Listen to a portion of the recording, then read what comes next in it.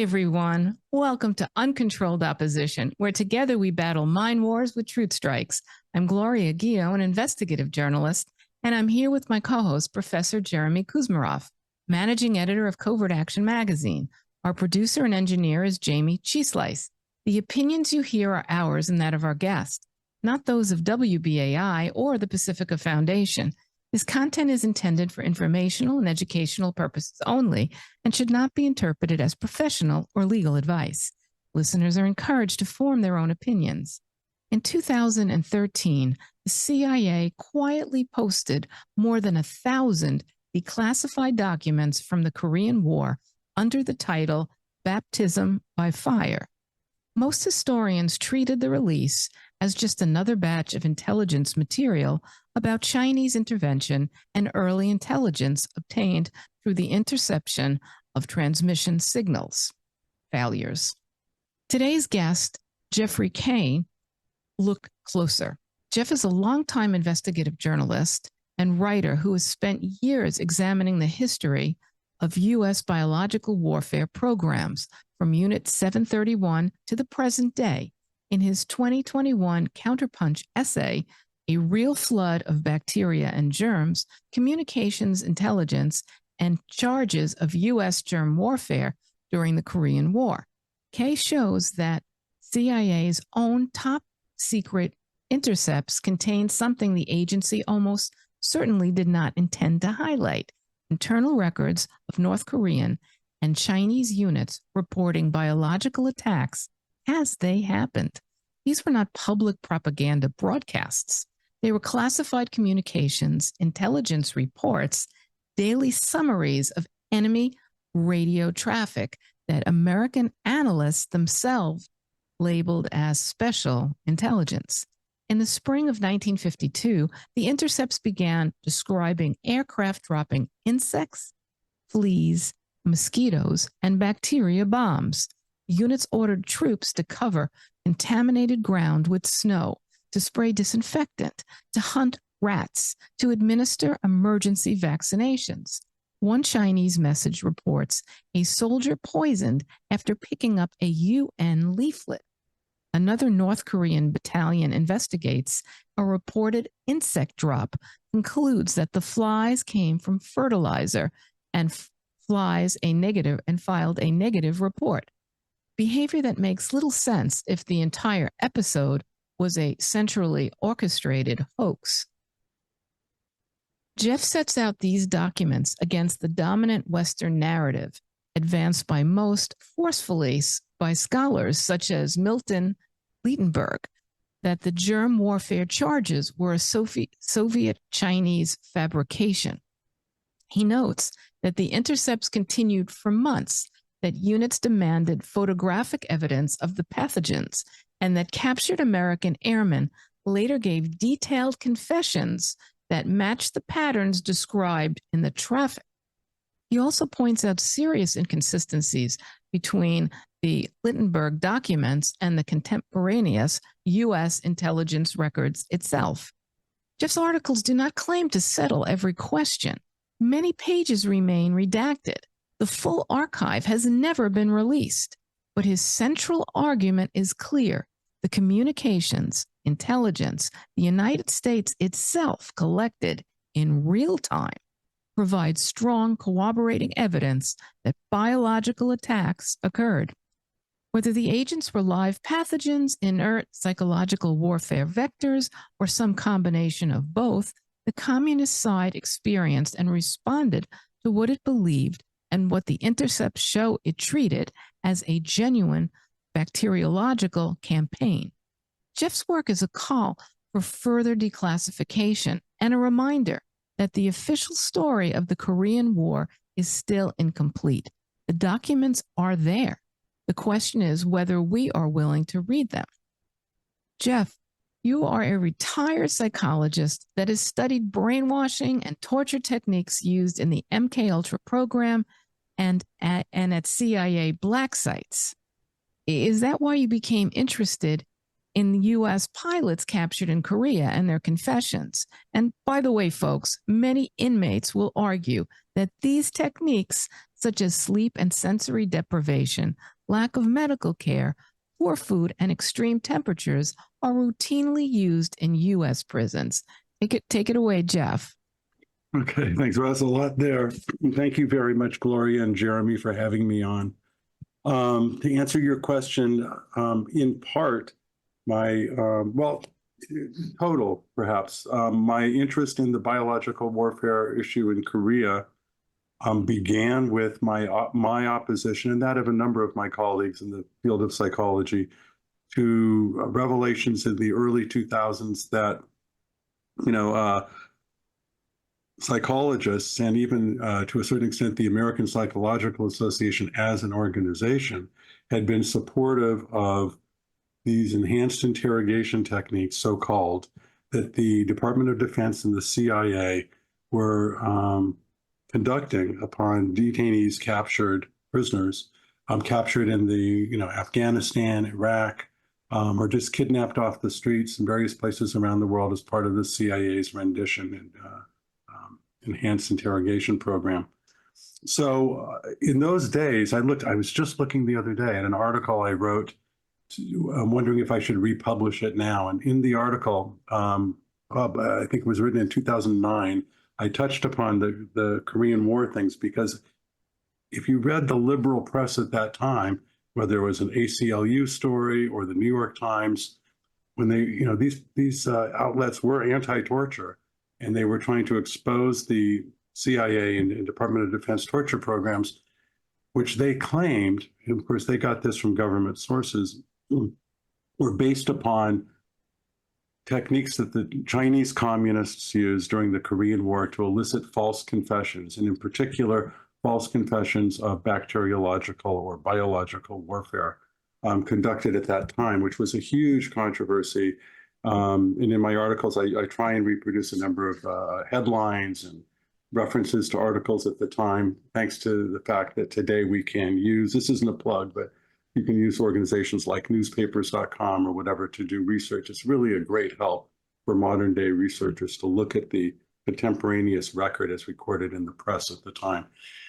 Anyway, so I thought to myself, at the time, I thought, well, gee, I'd like to see these false confessions. And the reason actually was particular to me in that I was working with torture victims. I worked part-time, it was just part of my work, in other words, on a kind of pro bono basis. I was paid, but a stipend only, to work with torture victims from around the world at a torture treatment center in San Francisco, California. Most people don't know that sprinkled across the entire country are various medical, psychological, psychiatric treatment centers to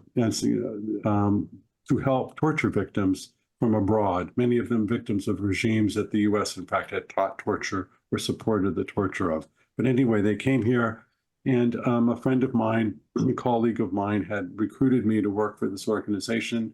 And it's very emotional work, shall we say, working closely with these people. And I was doing both psychotherapy and many evaluations, which were part of their application to help substantiate their applications for a political asylum, to show that they, in fact, had been persecuted in their home countries. So on a kind of professional and curiosity level, I thought, well, if I could see what these false confessions could look like, I could reliably testify in court that the statements of my clients did not match such false confessions as the empirical record would show. I could say, oh, here's what a false confession looks like. So I thought this would be very simple, right? The newspapers were always referencing these false confessions. They must be somewhere. I started to look, and where were they? Couldn't find them.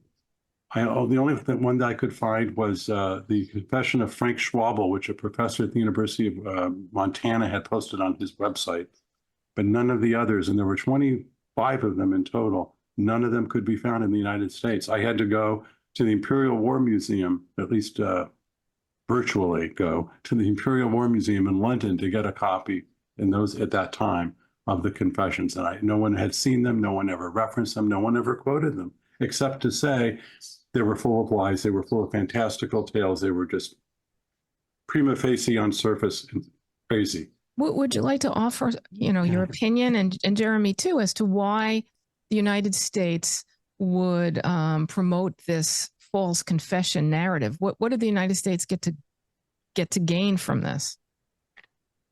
Well, Jeremy, you've written on this. Do you want to say something? Yeah, and we can get into, I mean, well, and it's great to have you here, Jeffrey, because, yeah, your work was very illuminating on this issue, along with the Powell book, which we can discuss.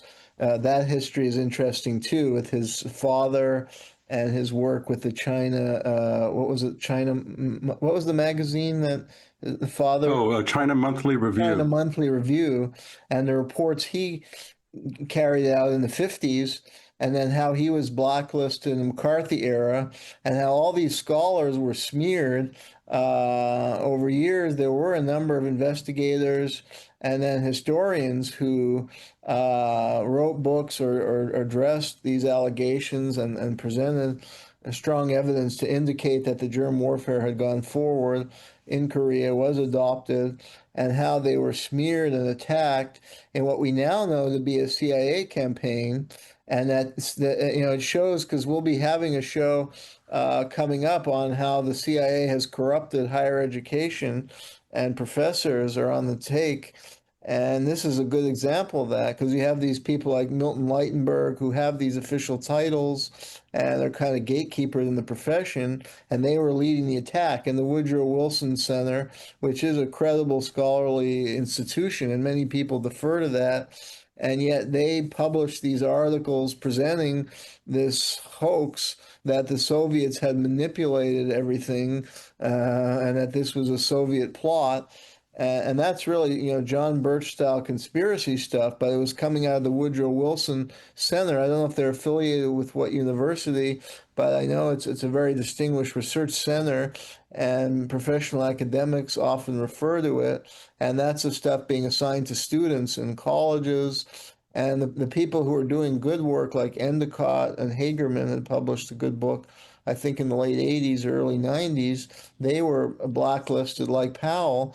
And yet the CIA eventually releases these documents which show all along that it went forward. And why were they covering this up? Well, because it was a hideous thing. It would show that the U.S. was first in the use of atomic weapons in Hiroshima and Nagasaki, and was using biological warfare, not the Soviets.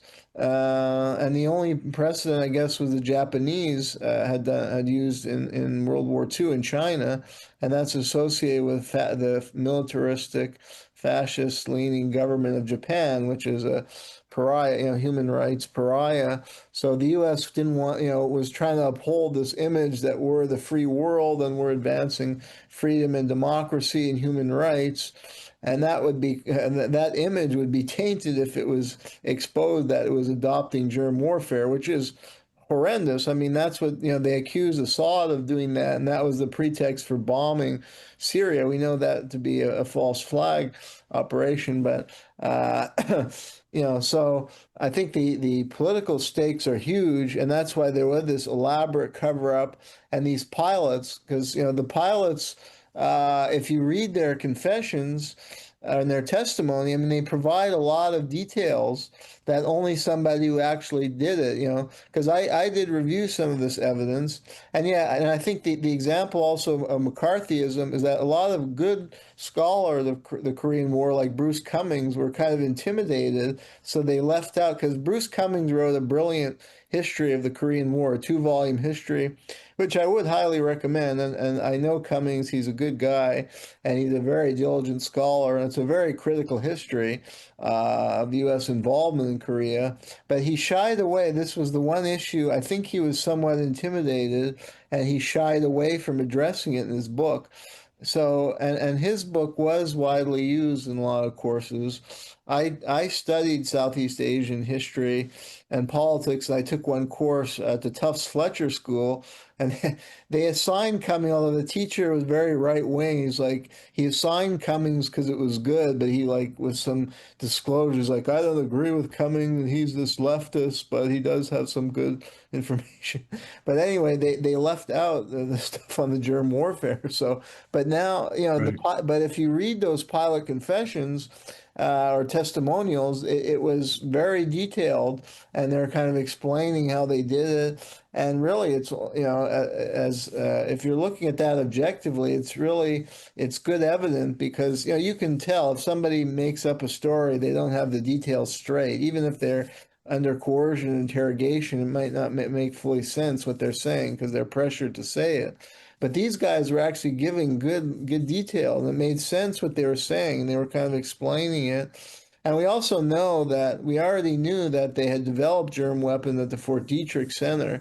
You know, that was the whole Frank Olson case and probably why he was murdered. But it came to light that the U.S. and CIA had recruited these Japanese scientists who had developed capability for germ warfare and used it in China in World War II. So we already knew that. Well, where I was going with this is you definitely hit one of the points. I mean, this was to conceal illegal war crimes that the United States was doing.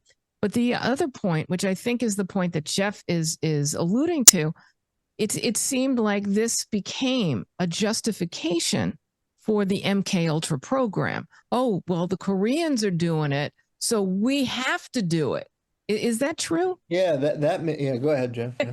Yeah. Well, in my research, one of the in my article on MK Ultra and the cover-up of the biological warfare, I show that actually before any of the flyer confessions, before the news about biological warfare, or even the acceleration of the biological warfare campaign had begun in Korea in late 1951, early 52. Psychologists and the military psychologists, or some of them working for the CIA, I don't know, probably so. But anyway, were organizing to have studies done on and setting up laboratories so they could interview flyers who they knew were going to give false confessions. Well, how did they know flyers were going to give false confessions before false confessions had ever occurred, before the issue had even arisen? And that was because they knew what they were going to be doing. They knew that some people were going to be captured, and they knew that they were going to say if any of those flyers talked, and I'll get to that in a second, they would, you know, their cover story would be that they were tortured into talking, or they were brainwashed into talking, right? Hence the idea of the Manchurian Candidate and the book by Condon, and then later the movie, The Manchurian Candidate, showing the evil Chinese communists and North Korean communists using nefarious techniques to brainwash people into saying things they did not believe. Well, that was all hokum, as it turns out. In fact, I later so to go back originally, Gloria, to what you were saying, that was my first encounter with the cover-up, is when I went looking for the confessions, they didn't exist anywhere.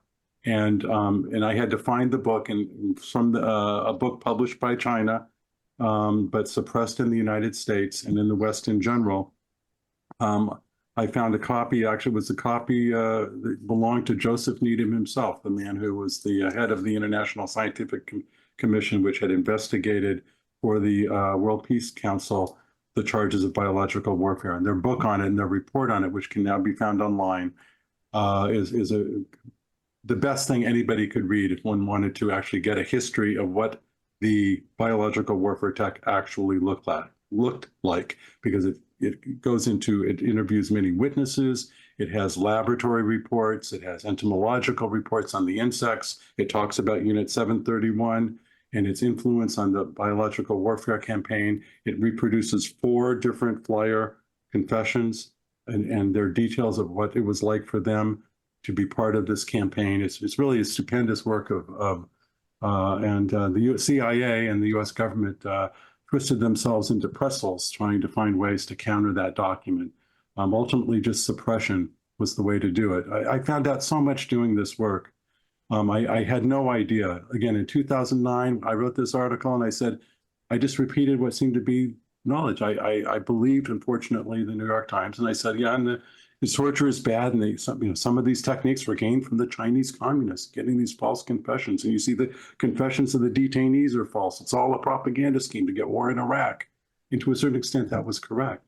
But it was much more than that. In fact, it was an experiment akin to the MK Ultra experiments. I'm talking about the torture after 9/11 of people like Abu Zubaydah and a number of the people at the CIA black sites, and people like Muhammad al-Qahtani, who the Department of Defense tortured. In fact, they even had to admit it later and set him free. So this took me down a long spiraling road into all sorts of government lies and obfuscation. So for instance, the flyers, I discovered they put the highest ranking of them, Colonel Frank Schwabel, a Marine Corps colonel, Chief of Staff of the 3rd Marine Corps Air Wing, high up in Pentagon circles, was probably observing some of what the campaign was when his plane was shot down, and gave a very detailed confession about how the Pentagon conceptualized the air campaign of dropping biological bombs, et cetera. And they put him on trial afterwards in a special court of inquiry, the only confessor to be put on any kind of judicial setting. He was found later to have not hold any blame for what he revealed, because they said he was tortured. But what came out in the trial and then the newspaper coverage at the time, which is how I discovered it, was that in fact, the United States government told these flyers, they briefed them before they went off to on their missions, and they said, if you happen to be captured, we want you to go ahead and just say whatever you need to say. It's okay to reveal everything that you know about the biological warfare. Now, why would they say that? And it seems incredible to see this, but actually it's there in black and white. It's there in the conclusions of the Board of Inquiry hearings themselves. It's published in the New York Times, and all of this is in my articles. It's all linked. Why would they say that? Well, it's because they did on some level believe that their flyers would be subjected to torture or at least very coercive interrogations, and they wanted to protect their investment. You know, the Air Force puts a lot of money into training pilots and navigators, and they knew that it was going to come out anyway. It wasn't really going to be keeping anything from the Chinese or the Soviets or the North Koreans. It was only, you know, what they wanted to do was protect their capital, their human capital that were part of these war criminals, really, who were dropping biological weapons. And so the whole story about torture and false confessions was alive to begin with. I'm not saying that some flyers weren't subjected to harsh interrogation of some sort, perhaps even touching close to torture in the sense of being held in isolation or softening them up like 3rd degree, the police do. A few of them. One thing I think would be in remiss if we just don't interject this is, you know, we've had a frequent guest, which is John Kiriakou, and he had exposed the torture program, and he was imprisoned for it and all kinds of horrible things. And one thing that he says every time, you know, we interview him is that torture does not work for confession. Well, John Kiriakou, I don't believe anything John Kiriakou says. He was a CIA guy. I know he seems to have turned, and it's great that he comes forward and comes on shows like this, but that's just not true. I know this from personal experience, not because I was tortured, but because I work with torture victims. That they do. The very first torture. Oh, yeah. Okay. Come on, think about human nature. And it's in the literature anyway, if you look at it. The CIA says it in their own QBARC manual, which was not published for public discourse, but was something that CIA experts were telling their own interrogators and their own people internally. Yes, if there's some, you know, not all, but some, if not most, people tortured, if they have the information, will give at least some of it up. Well, I think where he was going on this, to be fair, is that you know, people will confess to anything if they're tortured enough. I mean, it doesn't necessarily mean you knew it. Yes, that's correct. If you are tortured, you will give erroneous information to defend and protect yourself. I think to be fair to John, that's the position he was coming from, and that's what I understood. Well, that is true, that if you're only going to rely on tortured information, but you know what, you're not only going to rely on one person's testimony, even if they're cooperative and non-tortured. You're always seeking corroboration. You're always creating, as they call it in the intelligence circles, a mosaic of different strands of intelligence that you then later put together. If you're not tortured and you tell somebody, you sit down with them with a cup of tea, as they say they do, and they're very cooperative, and I say, yeah, this is what I did. That's not necessarily going to be believed. That's going to have to be fact-checked the best that the intelligence people can do. So it's a red herring to say that you can't rely on torture because it might be, you don't know if what they're saying is reliable. It is true that you don't know what they're saying is reliable, but it's also true about interrogation stuff that you learn through non-torture methods. So it's really not telling you anything that you don't have to know. He was saying this in the context where torture shouldn't be used. Basically, yeah. It was. Well, torture I'm glad it shouldn't be used. Shouldn't be used. It's unreliable because people will, will confess to anything if they're distressed enough. So just want to put. Well, if you don't know anything. Yeah, and then you're going to confess to anything because you don't know anything and you want it to stop. But if you do know something, you may, as people have, give up information. I mean, certainly there were plenty. All you have to do is read World War II histories of the Gestapo's successes and how, resistance rings were rounded up, right? Whether it was the Red Orchestra in Germany or French intelligence groups in the resistance.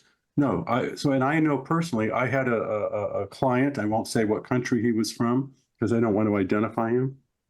I was a very new psychologist. In fact, I wasn't even a licensed psychologist. I was a intern at the time, pardon me. And he was burdened with a tremendous guilt. And what was the guilt? Because he was tortured and he gave names and evidence about comrades of his, and of which he felt fairly certain that some of them were killed. This was a terrible burden for him to think, he gave it because of his torture. He's not the only one.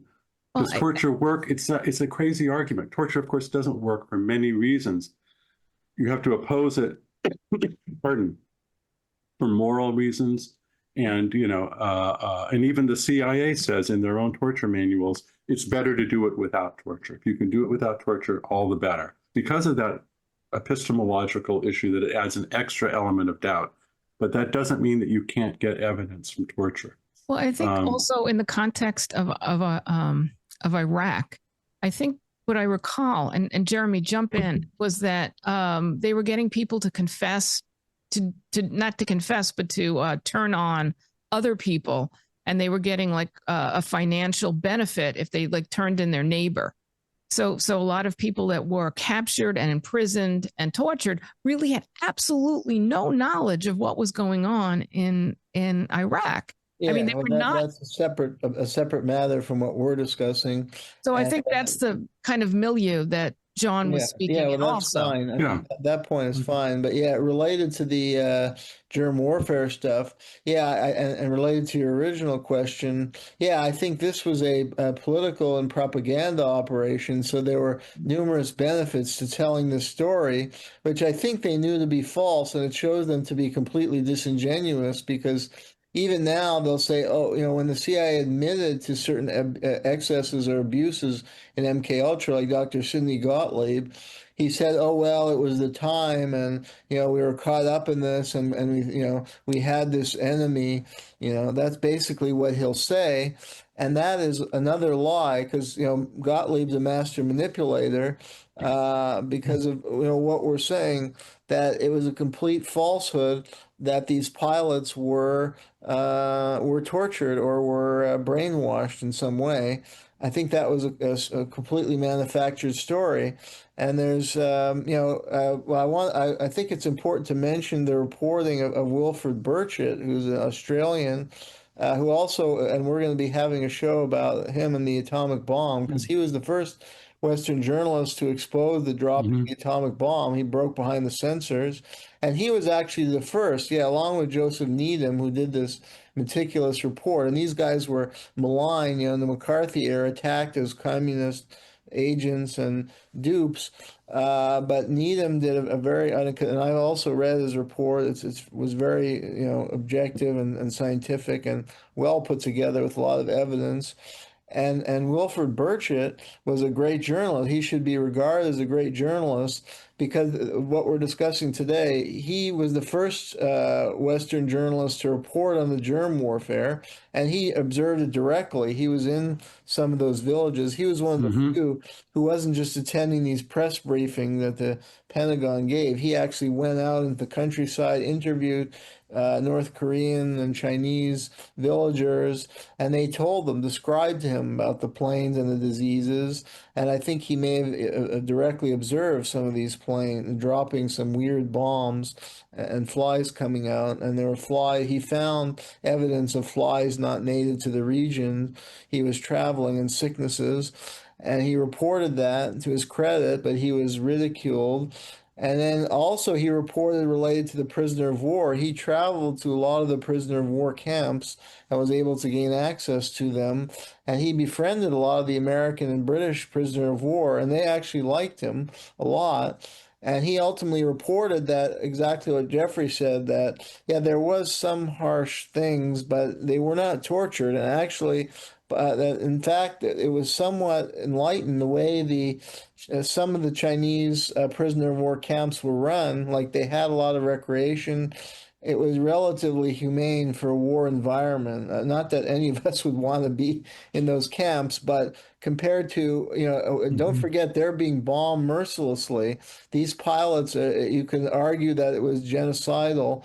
It was certainly war crime. They're killing people, destroying towns and villages, and yet they were not tortured. They were treated in a relatively humane way, with some exceptions.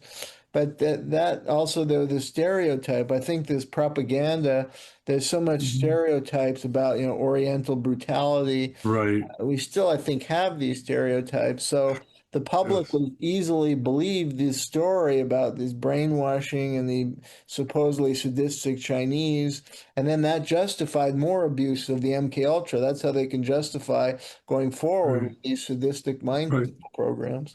But as I'm sure Jeremy knows, the mind control programs began before the Korean War in the U.S. Navy's Chatter program and in the CIA's Bluebird program, which later metamorphosed into the Artichoke program, which was ultimately folded into MK Ultra. But this is why the work about that I did about the communications intelligence reports and which I tried to look at every single one that they released that referenced biological warfare. And I recently, by the way, made I wish I had done this a couple of years back, but I recently FOIA'd the National Security Agency, which holds presumably these original intercepts. And I discovered that there were, if I counted the number of references within the CIA reports, there were actually, I thought that I had said that we have 28 reports, but 28 reports added up to 39 different intercepts, which are cryptological, coded, decrypted, listening in to what communications were going on between different units of the North Korean and Chinese forces during the Korean War. And this was strongly corroborative evidence because they were discussing all sorts of different reactions that the military units would have to this new weapon coming down upon, on their lines. And that included everything from trying to figure out which reports were false themselves and which reports were true, gaining medical intelligence from prisoners, like what was the United States forces being inoculated for? What were they getting vaccines for? Because that might, that's if you were going to conduct biological warfare, one of the first things you do is you make sure that your own forces are not going to get blowback from that. You get them vaccinated. Remember the controversies about anthrax during the Iraq War? The vaccinating soldiers for that. The whole idea is you vaccinate people to protect them against smallpox, against typhoid, against, whatever you're using. And so you saw them doing that. There were reports of insects dropped. There were reports of entire military units being, in the early months, being frozen. They couldn't move because they didn't know what to do, or they had to wait to decontaminate areas, and they were cut off from their own supplies, and people were in threat of starvation. I mean, tons of evidence, and these were not publicized. These were coded for only, your eyes or ears only if you belong to the military, the Chinese or North Korean military, and only released, 60 years after the fact by the CIA as part of their, big release to commemorate the 60th anniversary of the Korean War. And it was just a handful, again, a few dozen reports out of the 1,000 or so that were released. But God knows how many more they have, because this was a major operation, obviously, that involved the CIA higher-ups, involved the U.S. military at very high levels. The U.S. military had been studying the question of using biological warfare, and in fact, in World War II, along with Great Britain, they'd already constructed an anthrax bomb and had begun producing it at their Vigo, Indiana plant. So in case if the atomic bomb didn't work, and at that point they didn't know if it would or not, this was before Trinity, their fallback was to use anthrax bombs or cause famines. For instance, in China, they had come up with a plan to use rice blast, which is a form of plant disease, which they could spread and destroy the rice crop and cause a famine in Japan. Just as later, the U.S. developed a plan called Project Steelyard to spread wheat rust and rye rust and other kinds of plant pathogens in Soviet Russia and in Soviet Ukraine, which was the breadbasket of the old Soviet Union, to cause a famine in the Soviet Union. And so this was the kind. This is genocidal ways of approaching war. And this is what the U.S. did. And so the importance of what my research, Jeremy's research, Nicholson Baker, who's written on this, and Tom Powell, who's written on this, and a few other people, is very important because it points to the genocidal aims of the U.S. government going back decades. This is, their support of genocide in Gaza is nothing new. There was genocide in Southeast Asia. There was genocide in Korea, where not just biological weapons, but chemical weapons, in particular, defoliants and napalm, killing millions of people and destroying cities, bombing dams. It's just one unending horror after another. I mean, this is where my research took me, and I didn't want to go there. Believe me, I didn't want to go there. It's caused me many a loss of sleep at night. My life would have been a lot easier without knowing this material. And it's probably one reason why it's not out there more. People like Bruce Cumming knows about the biological warfare. I know for a fact he does. I know for a fact he knows my own research. His silence on this condemns him in my eyes, not because it's me. Again, it was not just me. It's Tom Powell, it's Nicholson Baker, it's other people. He could say something, but he has chosen not to. He'll have to speak for himself someday about that. I'm sorry. If I can add, yeah, because these documents came out in 2019. That's what I wanted to ask you. Because I've worked in the academy and I'm trained with a PhD in history. I'm just wondering, because I find that historians are silent about this when we now have corroboration. I could somewhat, not that I would necessarily defend them before, but now there's no excuse. I'm just wondering, I haven't noticed that this is making its way into history curriculum or textbooks, or even, the specialists are seen. So I'm just wondering what you've observed with regard to nothing. Are you nothing. And I've written, and I've made an effort, and Tom Powell, I know, has made an effort. At least the two of us have made an effort to reach out to various historians, that not just Bruce Cummings, Bruce Rogaski,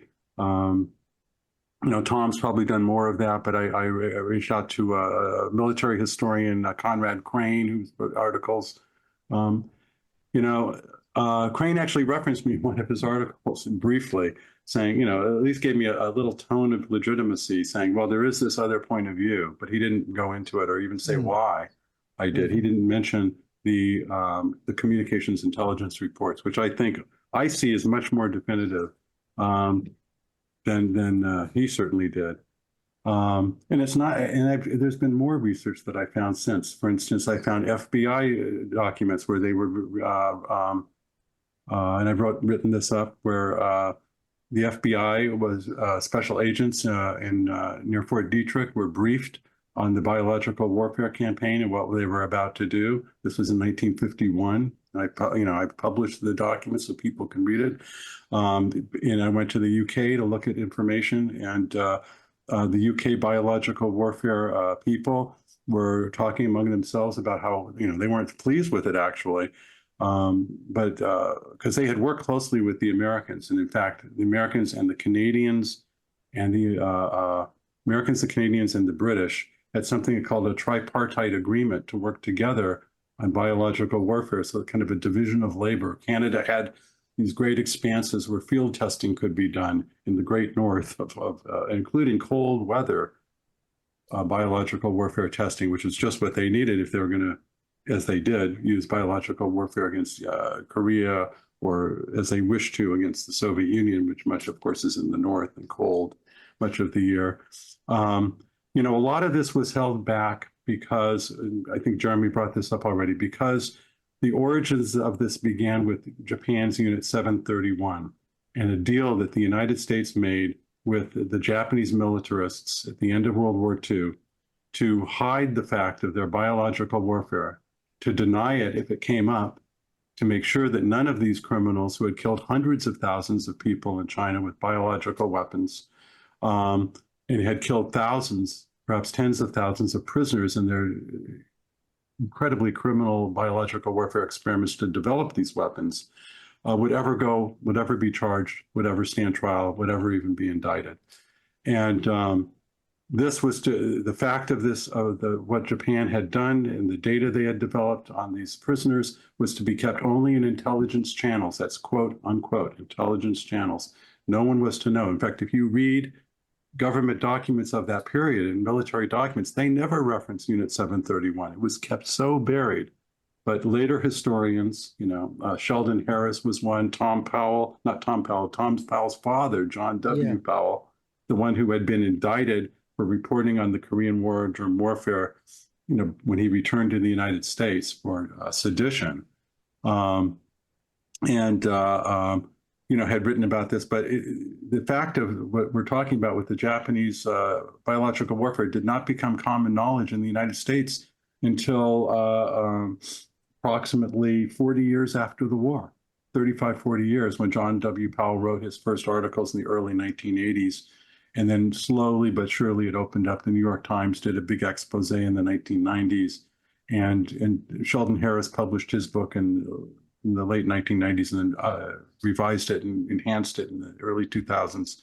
And today, it's not so bizarre to talk about Unit 731 and Japan's biological warfare, but most people still don't know about it. It's just not out there, even though the experiments and the hideousness of what they did rivaled the Nazis easily, particularly the types of experiments done on prisoners. So they had to keep that. So this was entwined with the biological warfare charges in Korea. And no doubt, the Chinese believed, and the Koreans believed that Unit 731 personnel were involved in the program. And I believe that too. And I'll tell you why.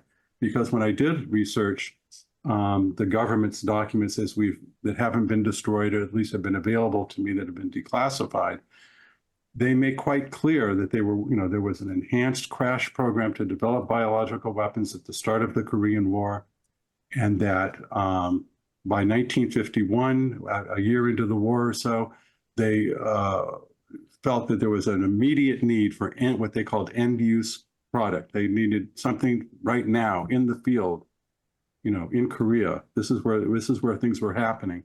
And the weaponry that they were working on, the fancy Fort Detrick, stuff with the fancy technological bombs, weren't ready for prime time, at least not totally, not for any wide scale use.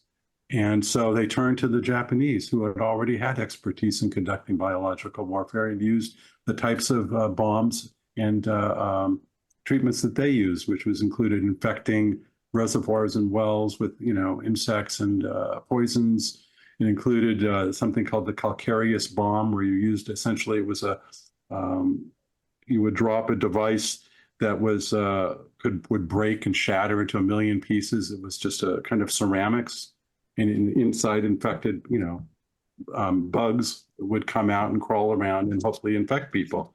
One thing I just wanted to throw in there, we had Dr. Meryl Nass on our show a couple of weeks ago, and one of the things we were looking at, because she was familiar with the bioweapon program and Fort Detrick and all of that stuff, and we were talking about how the budget just changed. I mean, it was in the millions, and then all of a sudden it jumped to the billions, and there was a lot of people that benefited from this. I mean, we have the military-industrial complex, which is kind of focused on armaments, and that's a big industry. And this was the development of a sister industry with chemical and biological, and a lot of money was made with not only the the vaccines, but also with the pathogens. So it was you won either way. Yeah. Oh, yeah. There was a massive program. They spent a lot of money. I don't know exactly what it is in current dollars, but at the time they were doing it, it was still in the hundreds of millions of dollars, and that translates into the billions. It was after the Manhattan Project, the atomic bomb. It was the second largest military campaign to develop weapons of mass destruction that the U.S. had engaged in. It's hard to separate out, unfortunately, the chemical and the biological or even radiological weapons that they were working on, because at the time they didn't separate it out. They would just call it all one thing. And but operationally, of course, a biological weapon is a biological weapon, not a chemical weapon, and vice versa, with the exception of defoliants, which were sometimes classed both ways, and it's kind of confusing when you read about it today. Like Agent Orange, we would talk about today. People have heard of that. That's just one. The other thing what was that used briefly? Was that used in Korea? In my research, I hadn't found that much on that. Not Agent Orange, but other defoliants were used, I believe. Yes, I don't think Agent Orange itself had been developed, but Detrick was working on a number of different chemical defoliants, and some people championed them over the. The other thing that comes up is once you pull back the veil, that the United States did this in North Korea and did it with insects. They did it with spores. You name it, they did it. And once you see that, then when you hear Cuba saying, "Hey, they've been doing this to us too," and the United States is going, "No, we're not doing that," it gives more credibility to the present day and present uses for biological weapons. Right. Oh, yeah, absolutely. And one of my future projects is to do my best to corroborate the Cuban charges, which I do believe. At the same time, also there was a farther back, people will just care less because the state entity doesn't exist anymore. But East Germany was attacked by potato beetles that had been infected to cause a plague against plants in East Germany at the time. Spreading of hog cholera in Cuba, these type of things. When you study the materials, you'll see they had committees. There was, it was a very rationalized enterprise, very scientific, right? And it touched upon, as MK Ultra and the biological warfare campaigns overlapped. And one of the reasons they overlapped is they were, the CIA and the military was, hired essentially the top people. They would, who's the chief of bacteriology, let's say at Johns Hopkins University, or who's the top physics guy, or who's the top medical guy, anesthesiologist in the United States. Well, yeah, he should be working for MK Ultra. For the CIA. And so all of these things were happening. And in fact, we hope for our audience, once you learn the history, that you just can't unsee it. And right. It's for our audience to always question prevailing narratives and see if they make sense. And if you see a historical pattern, you can extrapolate. So, it's very, even though this is history, this is very pertinent. I just wanted to make that. Yes. Right. And if you study the history too, it helps you better informed when you consider certain charges that are happening now. So the Republicans in Congress are pushing that the Chinese Communist Party unleashed COVID as a biological weapon, or at least some of them say that. And there's no evidence that it was ever created or unleashed as a biological weapon, even if it was a lab leak, accidental lab leak or not. It just does not fit the pattern of how biological weapons are developed, conceived, or operationalized. Not at all. There's nothing, there's nothing there. We have many Yeah. different opinions on this. Let's steer clear of this. I know.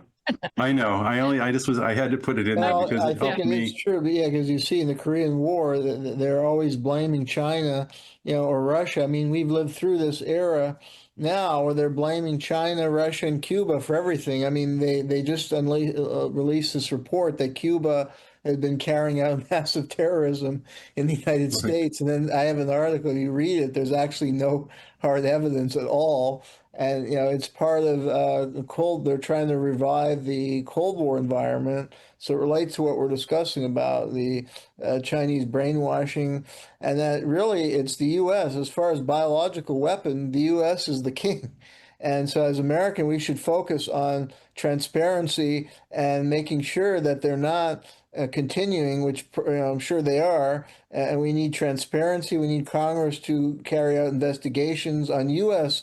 biowarfare program and put a stop to these programs, because we know where it's led historically to those atrocities in Korea and a huge cover-up. And yeah, with the time we have remaining, maybe you could briefly address the story of the Powell family, and also the because I think they're an important family in this Yes. whole thing, and also briefly what this claim about that Soviet manipulation that the Woodrow Wilson Center was trying to promote. So first, maybe the Powell family. Yeah, they're combined because Tom Powell, who's someone who I met, I reached out and found him. I was looking for the children of John W. Powell. I knew that John W. Powell, his family called him Bill, so I might say Bill when I refer to him as well, Bill Powell. I thought to myself, he must have had an archive of materials for all the research he did on the exposure of the Unit 731 and the U.S. Alliance with it. So, but I didn't know where those materials would be, and I hoped that they'd been saved somehow, and I could see them.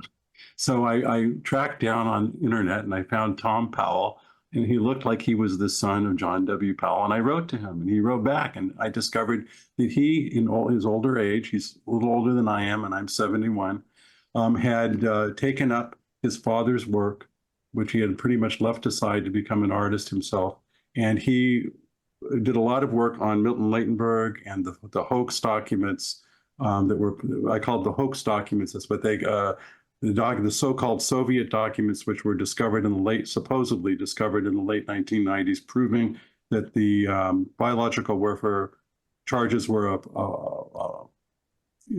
hoax, a put up, and had been manufactured by the North Koreans and the Chinese, with some Soviet connivance as well, at least at lower levels, not higher levels.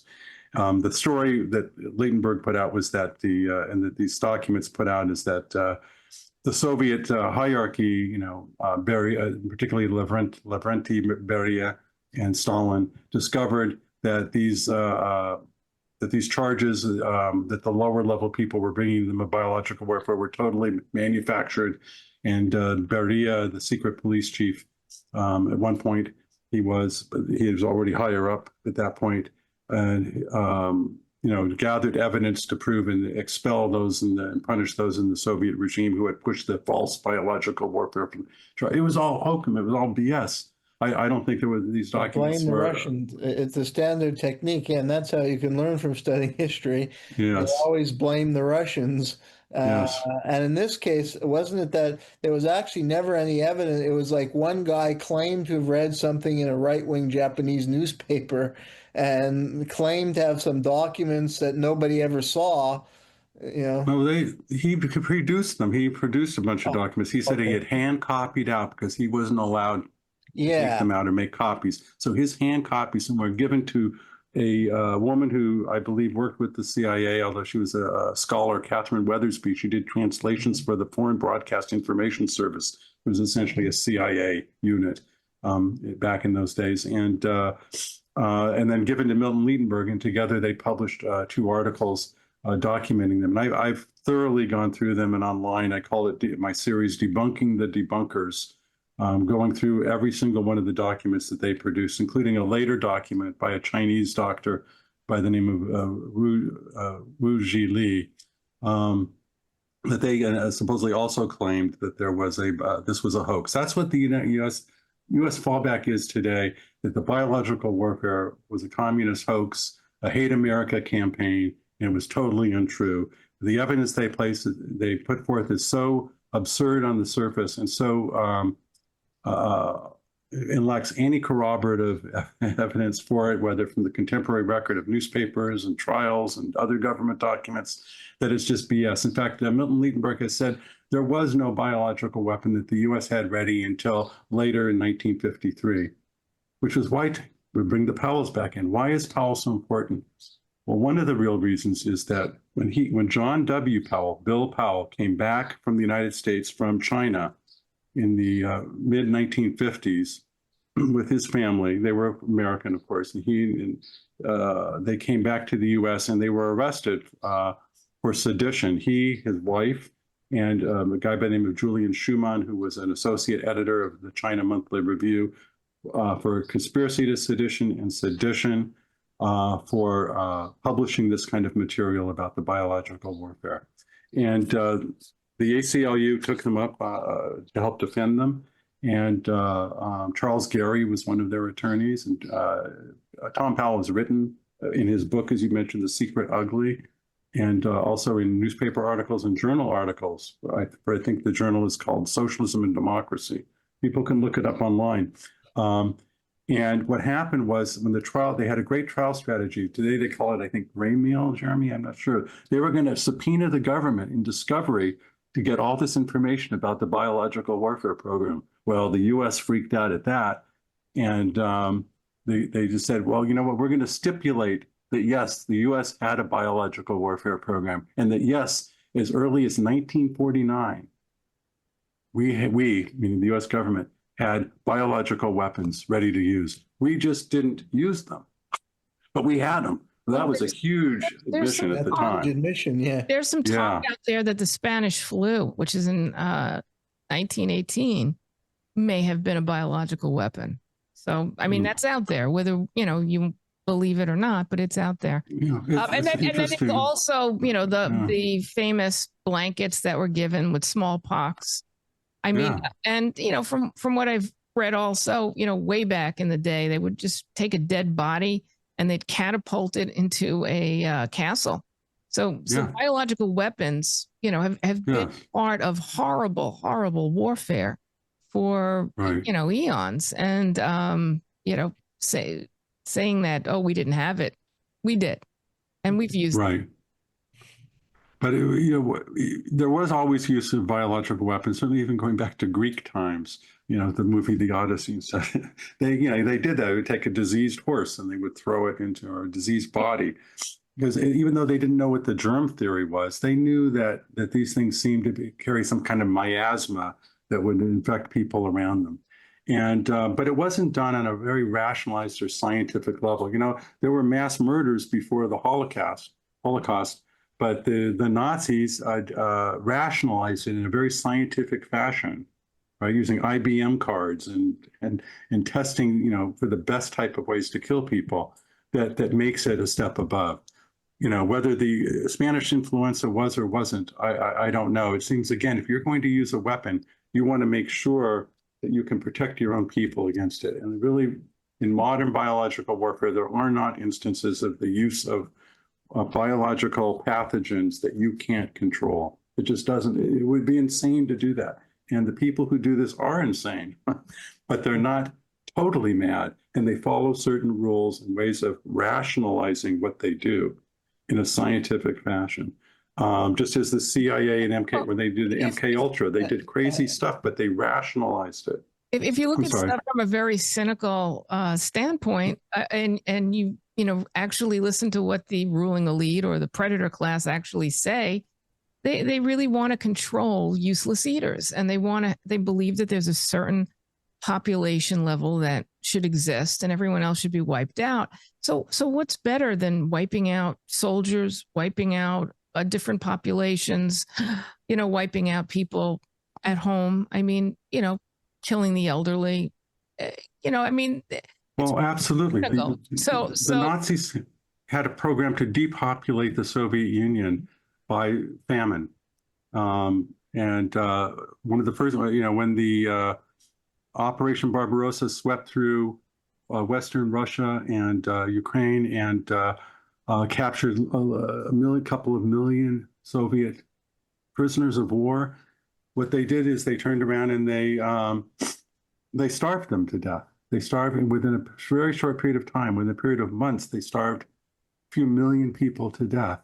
And then he took some of them and shipped them to the concentration camp and used them to test, various forms of gassing prisoners, and handling prisoners. The first concentration camp survivors to have tattoos were Soviet prisoners of war. All of this was rationalized, and they used them as guinea pigs. And yes, their program was to depopulate. And look at what's happening in Gaza today. Is that not, again, with the withholding of medicine and food, is again an attempt to depopulate. This is how genocide errors work, and unfortunately, it has been and remains a much bigger problem for humanity. And I don't know that it can be solved with the current social system we have, because it seems to be totally enthralled. And Jeremy's work and your work, I guess, with the radio broadcast have shown how pervasive these intelligence and military agencies are in prosecuting the ruling classes' genocidal policies so that they can rule without any trouble. Unfortunately for them, their dreams of omnipotence are going to fail because no one can be omnipotent. And they're learning this right now in the Middle East. But in our own country, we have a long, long way to go.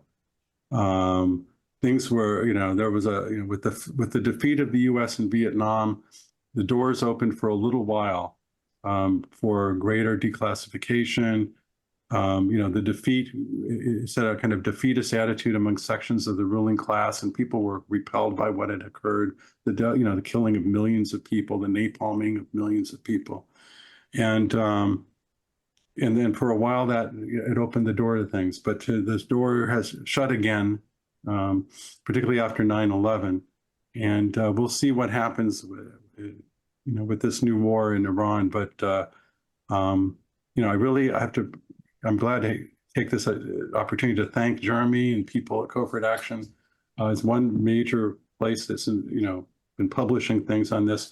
Real quick, back to Tom Powell. So Tom Powell lived through the McCarthy period in a way, as a child anyway, that none of us have. His parents were persecuted. They lived under threat of going to prison for the rest of their lives. His father lost his livelihood. He was blacklisted as a journalist. For many years, he stayed away from politics because it was just too traumatic, to take up. And certainly the question of the biological warfare is just too traumatic. I know that something similar happened to the children of others, such as Wilfred Burchett. I mean, I know from my own political practice, not political, psychological practice, working with the children of people who had been persecuted during the McCarthy period. It's traumatizing to have your house broken into by the police or have your parents dragged away, as is happening now with ICE, for instance.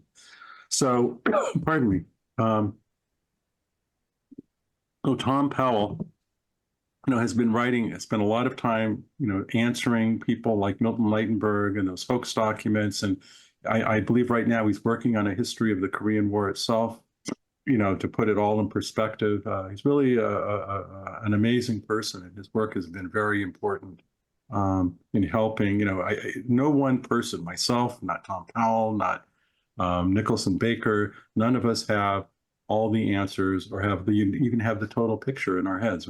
It's really going to take many people to nail down what has been, in fact, a massive. MK Ultra itself, or biological warfare research and campaigns that culminated, at least at that time, in the biological war in Korea were so massive and involved so many different components of the U.S. government, of U.S. academia, of U.S. industry at high levels, that it's hard to kind of wrap your head around it. It's not like it was a conspiracy and a few people were trying to do bad things, but that the people, the ruling class, really have a different ethos and morality than as you were kind of pointing to, Gloria, than the rest of us have.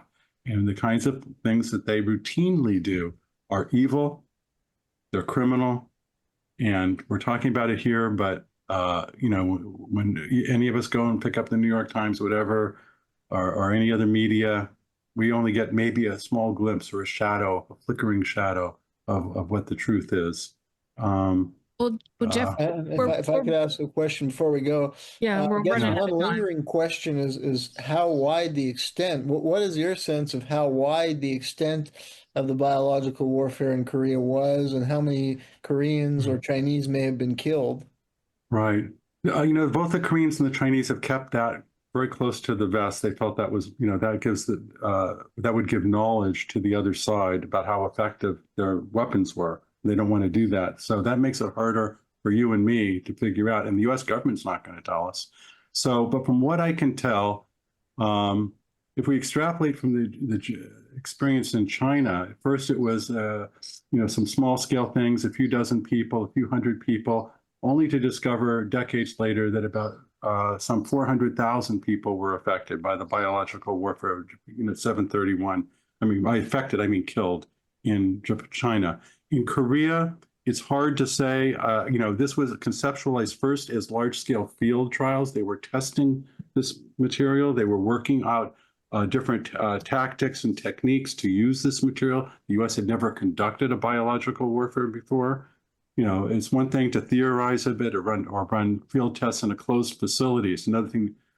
They knew that they wanted to do it more. They talked about it in the documents, and I quote those. We wanted to have these large-scale field tests. And then once they got into it, they tried to integrate it into Operation Strangle, which was, I think, the first time they really tried to integrate it into large-scale Korean War operations. That Operation Strangle was a U.S., believe it or not, that was a code name. It was what they used. The idea was to cut off Korean and Chinese forces from supply from China and basically put a chokehold across the Korean peninsula, so that they could, surround and destroy the Chinese forces that had come into the country, helping the North Koreans.